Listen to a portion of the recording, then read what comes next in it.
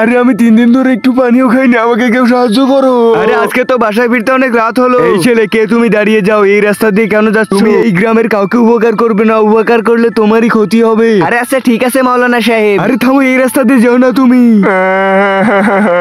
ও ভাই, তুমি আমাকে একটু সাহায্য করো, আমি 3 দিন ধরে কিছু খাইনি। আরে আমার কাছে তো তোমাকে দেওয়ার মতো কোনো খাবার নাই, কিন্তু এই না, তোমাকে আমি টাকা দিচ্ছি, এটা দিয়ে খাবার খেও। আচ্ছা ঠিক আছে বেটা, তুমি আমার দোয়া নিয়ে নাও একটু। আচ্ছা ঠিক আছে খালাম্মা।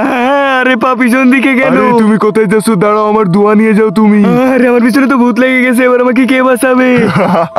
তুই আমাকে উপকার করেছিস, দোয়া তো তোকে নিতেই হবে। আমার পিছনে কেন লেগে গেছো তুমি? আমার পিছন ছাড়ো তুমি। আচ্ছা তুমি এখানে একটু দাঁড়াও, আমি আসতেছি। ওরে বাবারে, তাড়াতাড়ি পালা, আমি ঘরের ভিতরে লুকিয়ে পড়ি। যাক, অবশেষে ওই ডাইনিটার হাত থেকে মুক্তি পেলাম আমি। যাক, অবশেষে বাঁচা গেল। হ্যাঁ, আরে এটা কি? আরে বন্ধুরা, তারপরে কি হয়েছিল সেটা দেখলে তো তোমরা ভয় পেয়ে যাবে। সেটা দেখার আগে বক্সটার ভিতরে পৃথিবীর সবথেকে সুন্দর একটা ছবি আছে, যেটা দেখতে চাইলে ভিডিওতে একটা লাইক দিয়ে চ্যানেলটিকে সাবস্ক্রাইব করে দিন। করে দিয়েছেন তো দেখো, এখনই ভিডিওতে একটা লাইক দিয়ে চ্যানেলটিকে সাবস্ক্রাইব করে দিন এবং কমেন্টে আল্লাহর নামটি লিখে যান। আরে তুই তো আমাকে সাহায্য করেছিস, তোকে তো আমার দোয়া নিতেই হবে। তোকে আজকে আমি প্রাণ খুলে দোয়া করে আরে কি দিব। করছো? তোমরা লাইক করো।